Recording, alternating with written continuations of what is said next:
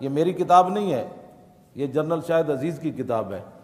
اس نے پھر اس کے اندر لکھا، یہ جنرل شاہد عزیز کہتا ہے کہ ڈالروں کے زور پر میڈیا کا جادو جگایا گیا، مغربی طرز فکر کو ابھارا تاکہ عوام اس کی قدر کریں، اور قوم کو درپیش مسائل کے کسی پہلو پر دین کا حوالہ دینے کو جہالت کہا۔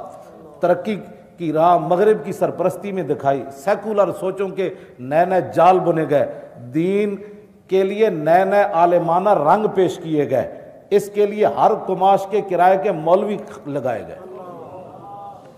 اس نے لکھا ہے، کہتا ہے اسی کوئی تھوڑا ہے، اسی بڑے بڑے مولوی خریدے، نئے نئے مولویوں نے سوچاں دیتیاں، تم کہو اسلام امن کا درس دیتا ہے، تم کہو کہ جناب اسلام تلوار سے نہیں پھیلا اور حضور کی تلوار کی نفی کر دو تم۔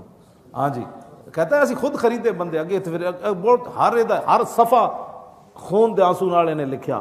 آخر چلو جاگ ہی پیا، لیکن افسوس یہی ہے مجھے آتا ہے کہ جب یہ سیٹوں پر ہوتے ہیں نہ کبھی ان کو دین یاد آیا، نہ کبھی غیرت یاد آئی، نہ امت کا فکر یاد آیا۔ یہ جب ریٹائر ہوتے ہیں، فوجی ہوں، جج ہوں یا وکیل ہوں، پھر ان کو اسلام فوبیا ہو جاتا ہے، پھر اسلام کی باتیں کرنا شروع۔ جب آگے نظر آتا ہے نا آخرت کی طرف کہ اب تو کوئی پلے چیز ہی کوئی نہیں، اب تھوڑا سا کوئی اسلام کا بھی کر لو، لیکن ایسے تو اسلام نہیں نا بات بنتی، بات تو اور ہے تھوڑے پیچھے۔ انہیں پھر پرویز مشرف دے دور دا انہیں کیا رقص و سرور دکھایا گیا۔ میں تو پڑھ کے اس واسطے سنا رہا کہ جو کچھ مناظر ہیں یہ پہلے 2006 وچ ایک سارا کچھ ہو چکیا اے، ہن ذرا سنو پرویز مشرف دے دور وچ کی ہویا۔ 2006 وچ جدو ایتھے آیا، میری ریٹائرمنٹ کے بعد مارچ 2006 میں جن دنوں نیب میں میں تھا، امریکہ کے صدر حضرت جو کچھ ہو لکھا میں پڑھ رہا، حضرت جارج بش اسلام آباد تشریف لائے۔ رات کو پریزیڈنٹ ہاؤس میں کھانا ہوا اور ایک ثقافتی پروگرام پیش کیا گیا۔ پروگرام میں پاکستان کی تہذیب پر ایک نگاہ ڈالی گئی کہ ہماری تہذیب پر تاریخ کے کیا اثرات رہے۔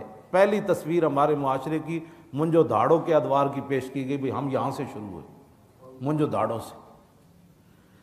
نیم اریاں لڑکیوں نے ناچ کر ہمیں سمجھایا کہ ہماری ثقافت کی ابتدا یہاں سے ہوئی۔ یہ ان کا بندہ لکھ رہا ہے، میں تو بات کرتا ہوں تو کہتا ہے یہ بڑی سخت باتیں کرتا ہے۔ کہنے لگا پھر بتایا گیا کہ الیگزینڈر کس کہتے ہیں، ہاں، اس کے آنے سے ہم نے پھر ایک نیا رنگ حاصل کیا۔ اس رقص میں فیشن بھی بدل گیا اور لباس بھی مزید سکڑ گیا، یعنی جڑا تھوڑی بہتے انہوں نے پائے سی تھوڑا مزید سکڑ گیا۔ پھر اگلا رقص عکاسی کرتا تھا ہندوانہ تہذیب کی برہنگی کا، پھر لڑکیاں ننگیاں ہو کے پھر انہیں ہندو کا پھر ایسی ہندو بنے ہیں، جس کا اثر ہماری تہذیب پر رہا۔ جب لباس غائب ہونے لگے تو میں ڈرا کہ آگے کیا آئے گا، لیکن پھر کافرستان کی رقاصائیں آئیں کہ یہ اب بھی یہاں ناچتی ہیں، یعنی اب جو ہے ہمارا پاکستان ایسا ہے۔ اس ایک پیشکش میں کچھ ملبوس نظر آئے۔ اگلے رقص میں چھتریاں لیے برطانیہ کی میم صاحبائیں دکھائی گئی، جنہوں نے چھتریوں کے علاوہ دستانے بھی پہنے تھے اور کچھ رومالیاں سی باندھی ہوئی تھی۔ پھر اگلے رقص میں پاکستان کی موجودہ تہذیب کی عکاسی میں لڑکوں اور لڑکیوں نے مل کر خفیف سے ملبوس میں جنسی کنائیوں سے بھرپور رقص کر کے حاضرین کو معزوز کیا۔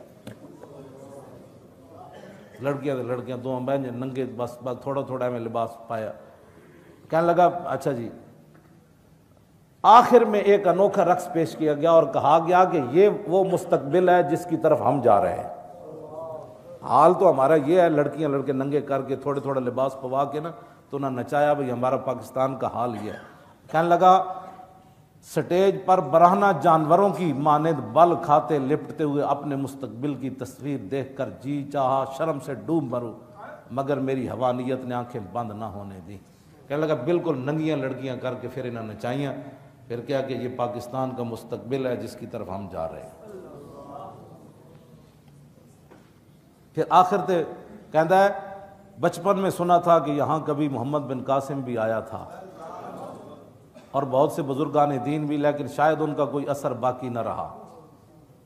یہ ہے جی گھر کی گواہی۔